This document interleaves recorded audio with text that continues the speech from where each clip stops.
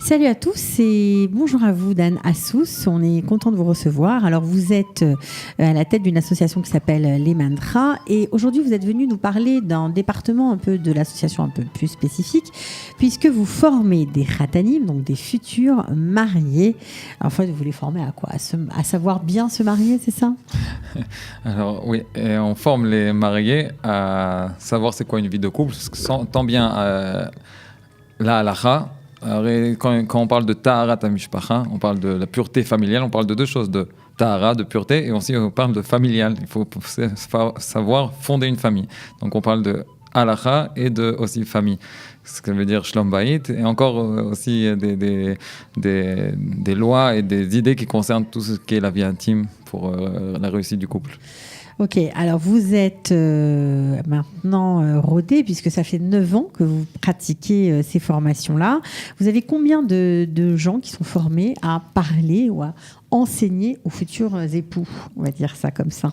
Aujourd'hui, on a plus d'une dizaine de formateurs francophones et aussi des formateurs israéliens. On a commencé, cette idée a commencé par les formateurs francophones. C'est une idée qui a été lancée et poussée par le Rav Yehuda Ben Ishai.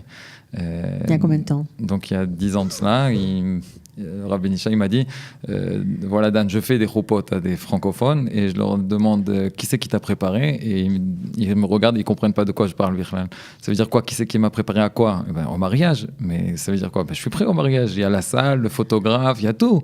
Mais non, mais qui c'est qui t'a préparé au mariage ? Tu n'es pas prêt au mariage. T'as un madri khatanim, non ? Et il a vu qu'un, deux, trois cas et ainsi de suite.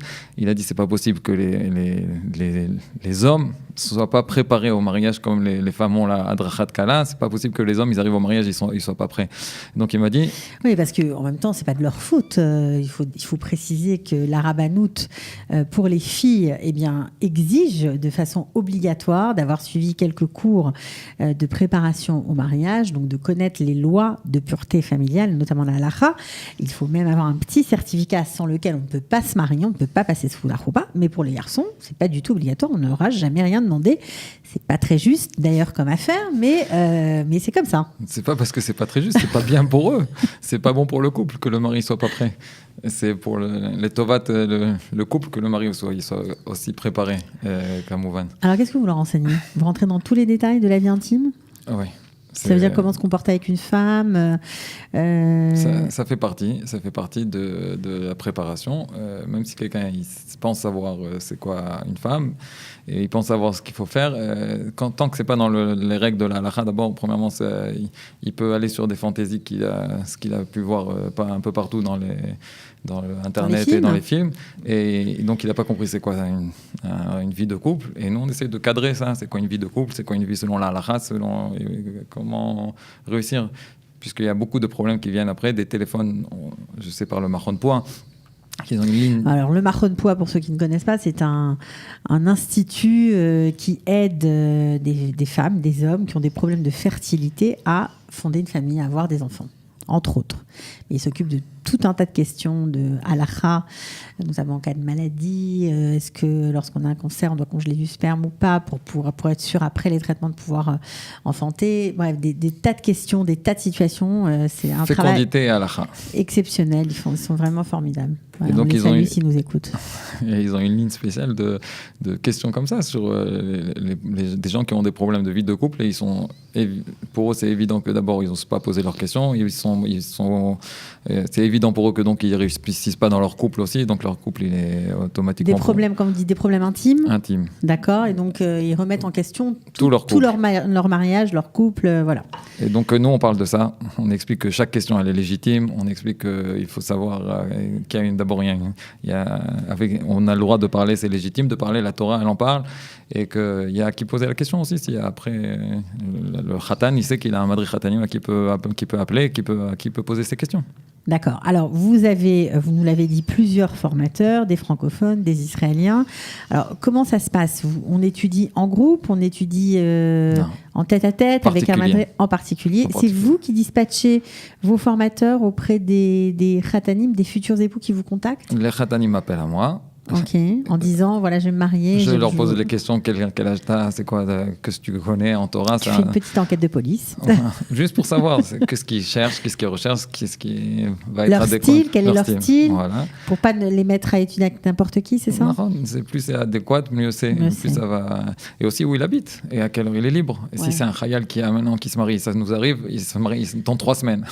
Et ou dans 2 semaines, je me marie, je suis khayal, donc j'ai une fois par semaine le Shabbat. Donc il faut que je trouve quelqu'un qui habite à côté de chez lui et qui a 3 heures le vendredi pour étudier avec lui. Donc après, je leur donne le numéro de téléphone du madrich. Après que je l'ai trouvé, je leur donne le numéro de téléphone du madrich et donc voilà, j'ai fait le contact et ils se débrouillent après. Ok. Vous avez des retours de ces échanges entre le formateur que vous leur adressez et le jeune qui vous appelle à la veille de son mariage? Il y a après un lien qui se continue? En général, il y a un très bon contact. En fait, je sais un petit peu pour savoir si ça a marché ou pas. D'abord, si le khatan, il invite le madrich au mariage. Non, je sais parce que ça m'est déjà arrivé un madrich qui m'a dit, regarde, ça fait 2 fois que je forme un khatan et il m'invite pas au mariage. Je lui dis, alors t'as un problème, c'est pas possible. Donc il y a un problème dans ton contact. Tu l'as déjà invité chez toi, tu l'as invité à manger quelque chose. Il me dit non, jamais, on fait ça et on fait le cours et je m'en vais. Je lui dis non, mais c'est pas possible, le contact il doit être beaucoup plus fort que ça. C'est un formateur, il doit devenir un petit peu le grand frère du khatan. Il faut vraiment qu'il se sente complètement bien avec lui. Et donc oui, normalement, au Hachem, aujourd'hui, tous les formateurs, ils ont un lien avec leur khatanim. Alors, que pense le Rav Ben Ishai de voir que ça s'est vraiment développé et que d'une initiative francophone, vous l'avez aussi dupliqué à une initiative israélienne, forcément, parce qu'aujourd'hui, il y a aussi des formateurs israéliens. Il en pense quoi, le Rav Ben Ishai? Le Rav Ben Ishai, il est toujours avec nous. Baruch Hashem, aussi quand on forme les cours pour les formateurs, il est toujours avec nous. Il donne aussi des cours. Donc, il est très content et il continue à nous envoyer des khatanim jusqu'à aujourd'hui. Jusqu'à aujourd'hui. Ouais, parce que c'est vrai que ça paraissait bizarre de ne pas être formé des 2 côtés. Le Rav Burstein, justement, du Mahon Poa, on le voit sur la photo qui est derrière vous, il est aussi présent. Et qu'est-ce qui vous apporte au niveau de la formation? Lui, tout le côté qu'on a dit, fécondité à halakha, il est professionnel. Et donc, lui, dans les jours de formation, il vient et il nous parle. Justement, le côté intime, c'est le Rav Burstein, il se permet de parler de manière la plus naturelle, mais la plus aussi ouverte. Donc, surtout le côté intime entre le mari et la femme. Halakha et Marshava. C'est-à-dire ? Comment, de quoi vous parlez concrètement? Vous rentrez dans tous les détails, quoi. Ils rentrent dans tous les détails, ça veut dire il y a des problèmes des fois de couple parce qu'ils ne savent pas ce qui est permis, ce qui est interdit, donc ils pensent que tout est interdit. Et donc le Rav Burstein nous enseigne aux formateurs savoir c'est quoi la ligne rouge de l'interdit pour savoir dire au khatanim ça c'est interdit, mais ça c'est permis, ça c'est mieux, ça c'est une khumra, ça c'est une halakha. Quand le khatan il sait ce qui est permis et ce qui est interdit, alors il se fait pas... Dans la relation intime entre l'homme et la femme. Entre l'homme et la femme. Quand quelqu'un il pense que tout ce qu'il fait c'est mal parce qu'il est sûr que c'est interdit, alors à la fin il se permet des choses qui sont vraiment interdites. Donc quand il connaît la ligne rouge, il sait ce qui est interdit et ce qui est permis, ça lui permet de savoir ce qui est permis et il va pas sur l'interdit. Vous levez le voile de l'ignorance sur ce genre de rapport, parce qu'il y a beaucoup de on-dit qui circulent. Il y a même des différences. Je parle des filles, de ce que je connais, parce que j'ai pas eu l'occasion d'assister à des cours de khatanim pour femmes, pour hommes, pardon, mais il y a beaucoup de cours où parfois, d'un cours à l'autre, les choses sont complètement différentes. C'est-à-dire certains vous disent il y a des choses qui sont permises, d'autres vous disent que non, c'est pas permis. Il y a pas d'homogénéité, on a l'impression. C'est possible, ça vient du fait de l'ignorance en général. Étant donné que c'est des inventions souvent, des gens ils s'imaginent que ça c'est permis et donc il va dire, il va inventer et donc on croit que non, il faut connaître la halakha, c'est important. Tous vos formateurs sont raves? En général oui. Non. Non, heureusement qu'il y a la photo. Non, on a des formateurs qui sont Talmidei Chachamim, c'est des gens qui étudient la Torah tous les jours et qui ont un niveau de Torah important, mais qui sont des gens qui sont ingénieurs en informatique ou pharmaciens, etc., mais qui se donnent pour la Drachat Ratanim et qui sont très très bons. C'est un désir qui émane d'eux ou c'est vous qui allez les chercher parce que vous les connaissez et vous savez qu'ils sont... En général, c'est moi qui vais les chercher. Quand je vois que quelqu'un il a un bon contact relationnel avec les gens, donc c'est un bon point. Et quand il est Talmid Chacham en même temps, donc je vais les chercher. Je leur dis voilà, j'ai besoin de toi. Pourquoi? En général, les gens ils savent quand je vais leur parler. Je leur dis j'ai besoin de toi. Ils savent que c'est fini. Ils n'ont plus le choix. Et ils vont devoir répondre présent. Ok. Donc c'est comme ça que vous les choisissez en fait. Vous les triez sur le volet et ensuite vous faites les matchings avec les khatanim. Alors si certains francophones sont sur le point de se marier, les garçons j'entends, et n'avaient pas pensé à suivre ce genre de cours parce que c'est toujours pas obligatoire, et que finalement de nous entendre parler comme ça leur donne peut-être envie de s'intéresser au sujet, comment on fait? Alors il faut qu'ils m'appellent chez moi, mon numéro de téléphone. Je le dis. Oui, allez-y. 054 787 7272, c'est moi, Dan. Et s'il vous plaît, avant le mariage, pas 2 semaines, pas 3 semaines, c'est mieux d'avoir au moins 2 mois avant le mariage, parce qu'on parle de à peu près 8 séances avec le Madrich Khatanim. Il faut 8 séances d'après vous?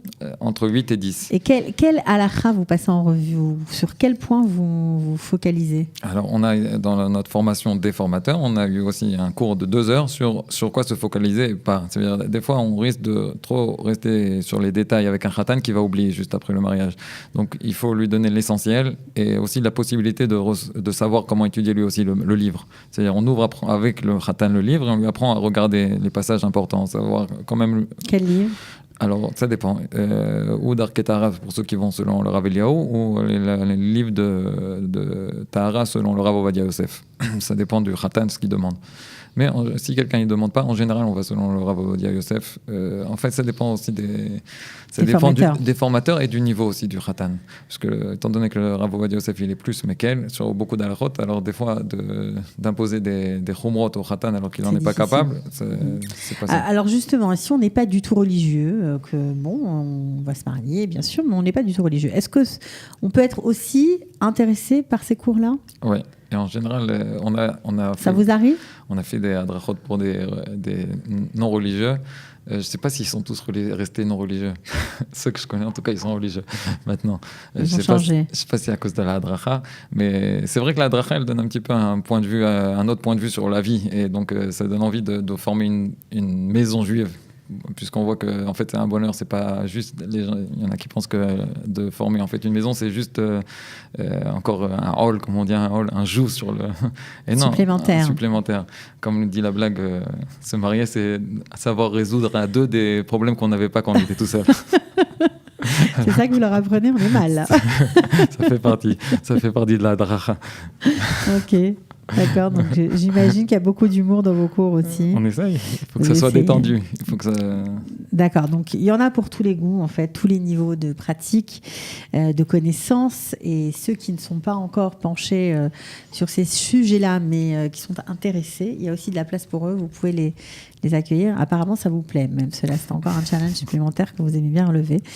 Donc, l'association Les Mantras, on était content de vous recevoir. On a appris donc que vous aviez aussi des formations de khatanim pour ceux qui en ont besoin, pour ceux qui en ont le désir. On mettra votre téléphone sous la vidéo.